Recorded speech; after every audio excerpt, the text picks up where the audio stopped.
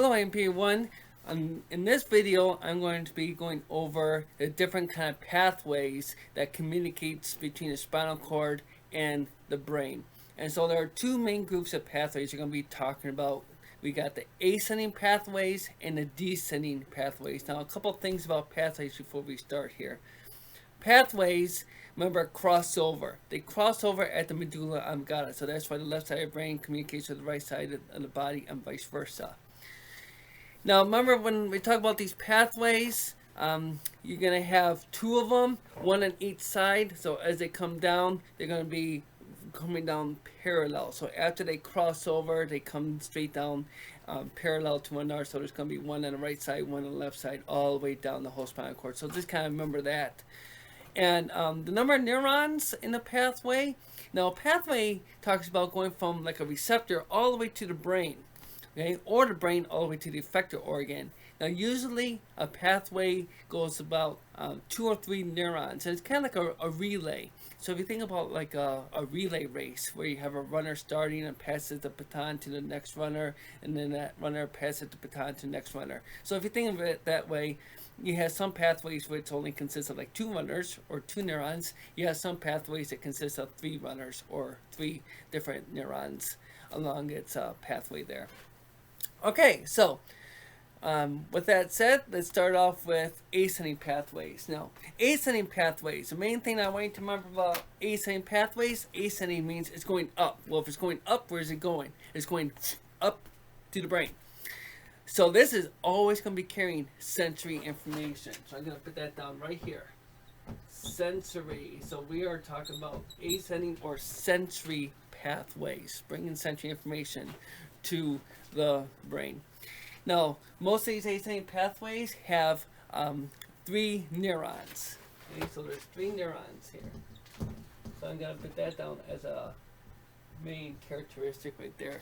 3 neurons. Okay, so this is a 3-runner pathway. Okay, so since there's 3 of them, we're going to call it first order, second order, third order. Okay, now the first order is coming from the receptors. Okay, it's coming from the receptors. Now receptors, they're found all over the body. So I'm just gonna make it like a cutaneous receptor, like on the tip of my finger. Okay, so the first order actually starts right at the touch receptor, right on the tip of my finger. Now that first order starts here and it ends at the spinal cord. Okay, so first order. Receptor to spinal cord. Okay. All right. The second order is an interneuron. This is where processing begins. Now think about it. This is in the spinal cord. Spinal cord has white matter, but it also has gray matter. So it is going to begin to process the information. So the second order is going to take the information from the spinal cord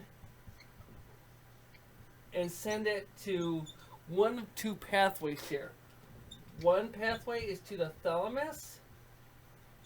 The other one is to the cerebellum.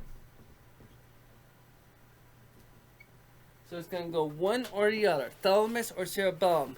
And that is where the second order ends. Okay. Third order is also an interneuron because this is going to be found in the brain. The brain is processing it, so it's going to be an interneuron. Now the third order goes from the thalamus to the cerebral cortex. And it goes to the cerebral cortex there, which is your conscious part of your brain. Part of the brain that finishes up processing and determines what's the appropriate action to take. Okay, so the cerebral cortex. So again, 3 pathways. 1, 2, 3. Now notice this one, it ends at the cerebellum. We'll talk about that one later. That's down here when we talk about the spinal cerebellar tract. That's the only one that actually has 2 neurons instead of 3. But these first 2 that I'm going to be talking about has 3 different neurons along its pathway there. This is truly sensory. This is a sensory neuron. These two are interneurons because that is where actual processing occurs. Okay, so now that we've got the number of neurons figured out here and what each neuron is coming from and going to, let's talk about each individual type of pathway. The first one is the dorsal column medial lemniscal pathway. It's quite a long word, dorsal column medial lemniscal pathway, so that's why I go DCML. Okay, DCML is transmitting input to the somatosensory cortex, so it's going directly to the cerebral cortex here. Okay, so it's starting off with the receptors. A lot of it deals with like touch, which we'll talk about in a minute here, and it's going to send it all the way to your cortex where you can process it. Now, what kind of information does this like to deal with? Discriminative touch and vibrations. So I'm going to put down touch and vibrations. That's the type of signals that the DCML pathway is going to be sending directly to the brain. Okay, so it's going to follow those three different pathways: receptor to spinal cord to the thalamus, and thalamus to the cortex, so it can process that touch and vibration. So a lot of times, it's, what I mean by discriminative touch, someone poking you with a finger or poking you with a pen, or anything that allows you to discriminate touch. So touching something hard, touching something soft, so it allows all that information to go to the brain so it can process it. Okay, next pathway, spinal thalamic pathway. Spinal thalamic is a three neuron pathway. It's going to go receptor to spinal cord to thalamus to your cortex there. And so it's going to follow that three neuron pathway. The main difference between this one and DCML is what kind of information is it sending up to the brain. Now this one sends information about pain, temperature, and coarse touch. So very, very rough type of a touch. Like touching sandpaper, or being poked by a sharp nail. Yeah, so that would be something that's very coarse. So if it's very strong touch stimulus, it's going to go up to the spinal thalamic pathway. Now, I like the spinal thalamic name. This tells you it's going to go from the spinal cord to the thalamus pathway. Spinal thalamic pathway. So it's going to go from the spinal cord to the thalamus to the cerebral cortex, so it can process it. Okay, the last type of ascending pathway is a spinal cerebellar pathway. Spinal cerebellar is going to not go through the thalamus. It's going to start off with the receptors. It's going to go directly to the spinal cord, and the cerebellum is going to end right there. So this is a two neuron pathway here.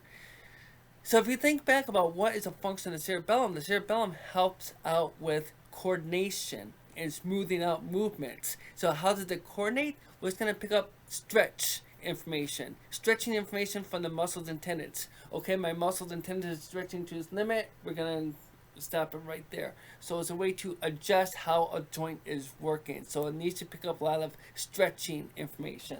All right, so I'm going to put that down. Spinal cerebellar deals a lot with stretch signals. Okay, and again, this is a two neuron pathway. Receptor, spinal cord, that's one. Spinal cord to cerebellum, that's two, and it ends right there. It does not go to cerebellar cortex. Cerebellar cortex does not deal with stretching. That's something that the cerebellum only picks up and analyzes to help smooth out, coordinate your movements. And so that ends the ascending pathways. So I'm going to erase the board and go into the descending pathways.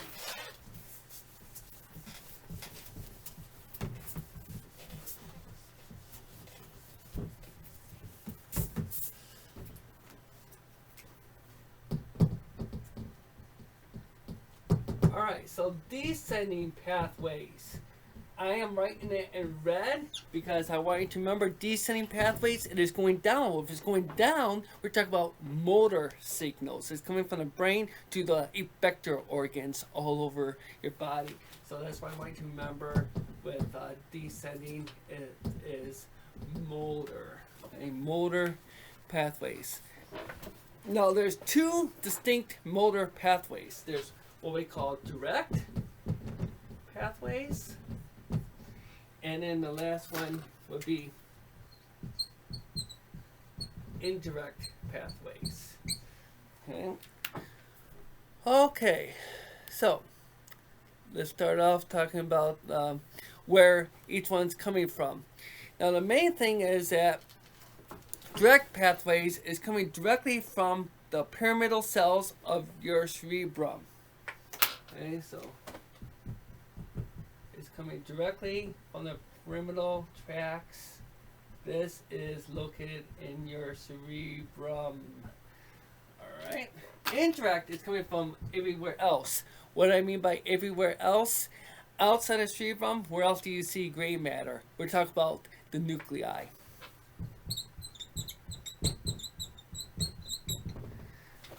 The basal nuclei, the little islands of gray matter. Okay, so that's where the indirect pathways are. Now, a lot of these have two neurons. So like I say, ascending is usually three pathways, except there's one that has only two neurons. These descending pathways, a lot of them have only two neurons. And you have an upper motor and a lower motor. So if I show you on here's the upper. Upper is going to be coming from the brain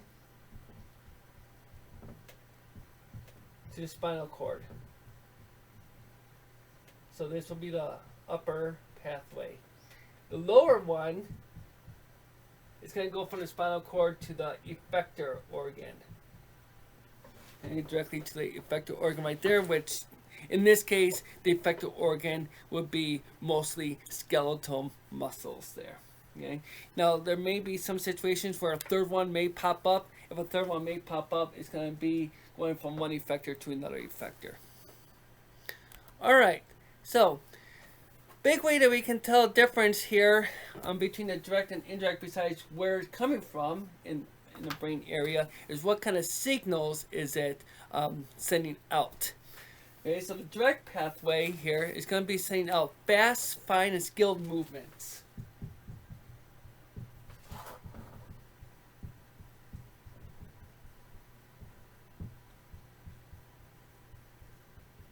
So a lot of times it's like moving muscles, moving like fingers so you can write your name down, walking, doing some type of activity, swinging a bat, anything like that would be a direct pyramidal system. It's going to be using the tracks coming straight from the cerebral cortex, the brain, your spinal cord to your skeletal muscles, effector organs there. Alright.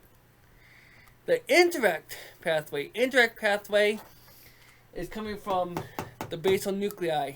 Okay, so the little islands of gray matter. Now, this one, what kind of signals are they going to be sending out? They're going to be sending out a lot of times anything that deals with like balance, posture, controlling some coarse movements.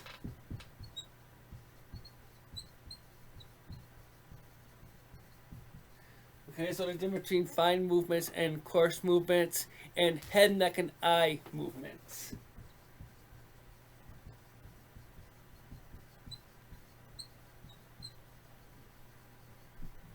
So all that would be coming from the basal nuclei, the small little gray areas on there. That helps a lot with balance and moving your head and neck area there. So that is coming from the little gray islands on there. So if I put that on a picture up here, this one's going to be coming from these little gray islands here to call basal nuclei, and coming down the spinal cord and coming down to the effector organ. So that would be the indirect right there. Okay, so that is the descending pathways there. And so if you have any questions over ascending and descending pathways, again, just put down the questions on the forum there, and I will answer your specific questions on there. Alright, so good luck studying this, and stay tuned for more videos.